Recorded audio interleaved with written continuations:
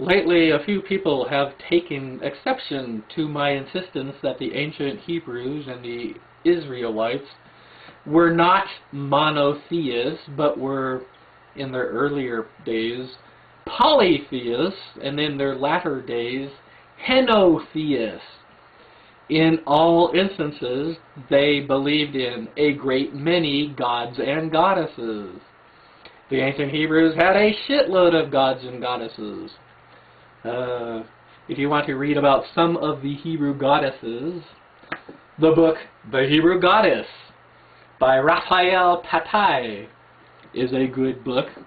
It actually mentions several of the Hebrew goddesses at the time. And I'm sure there must be books out there about the Hebrew gods, plural. Also, I don't have any of those books.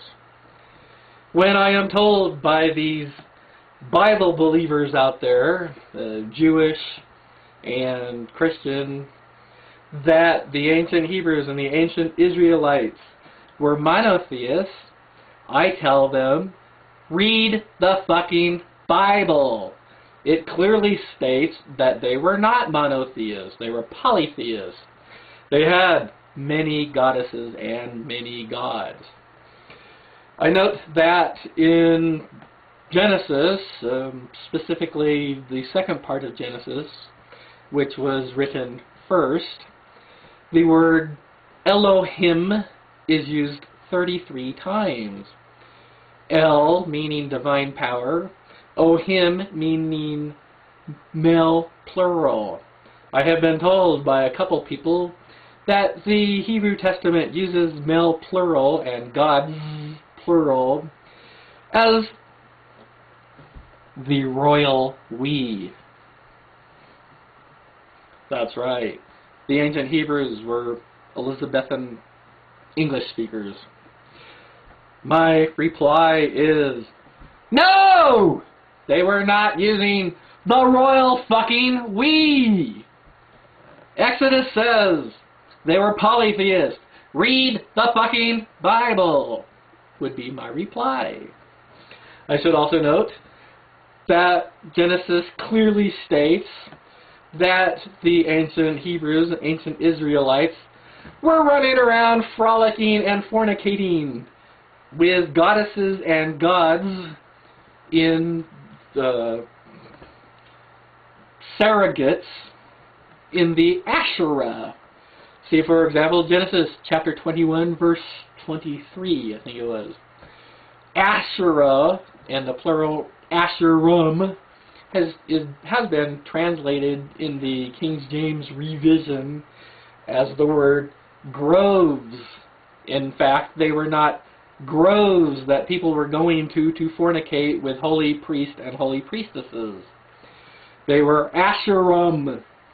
The asherim was a spot that had a phallic pole erected in the ground with yonic symbols around it, and it was a fertility site and a fertility religion, and the ancient Hebrews and ancient Israelites were very energetically following those goddesses and gods that the asherim served.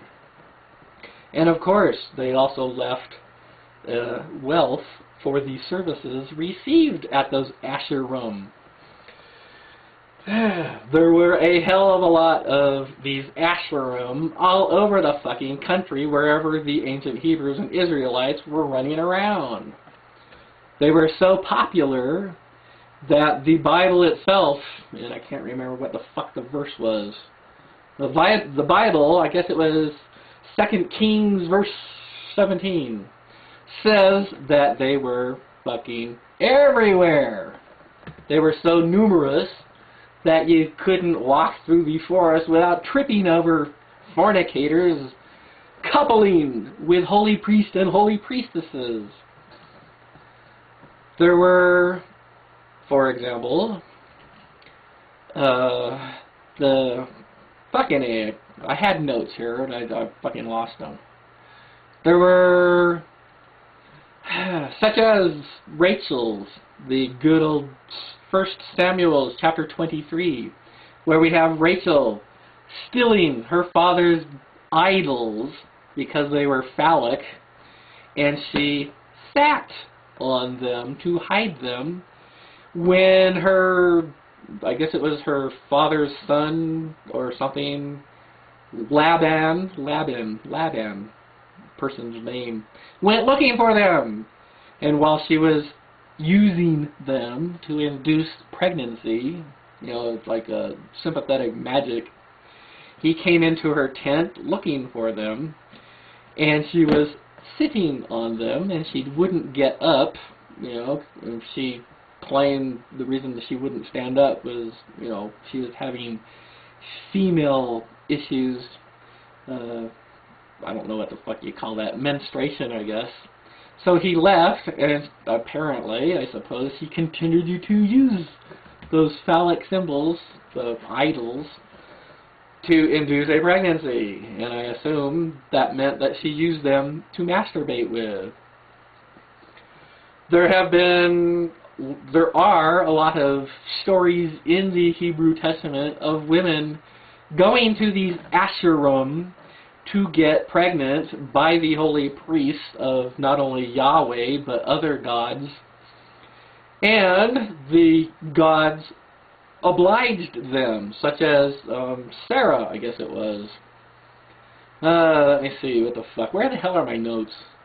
Genesis 21, verses 1 and 2, where the god Yahweh visited Sarah while her husband was gone elsewhere. Of course, when her husband came back, she had a story waiting that the God Yahweh came to me and we are going to have a child.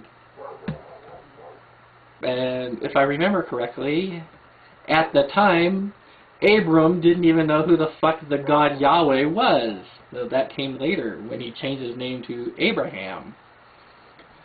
You know, in the Bible it says, the God Yahweh visited Abram, and Abram didn't know him, and visited walking in the garden in the heat of the day.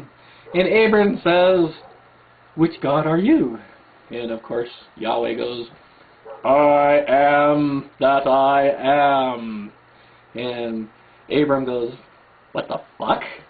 And the God Yahweh goes, I am the God of your father, and your father's fathers before him, etc., etc., etc. Many, many, many gods and goddesses in the ancient Hebrews and Israelites. They were not monotheists. The Bible says so. Non-biblical history, written and oral, also say so. So cut it with this fucking monotheism shit. And if I find my fucking notes, I'd probably leave them in the video's description here. I don't know.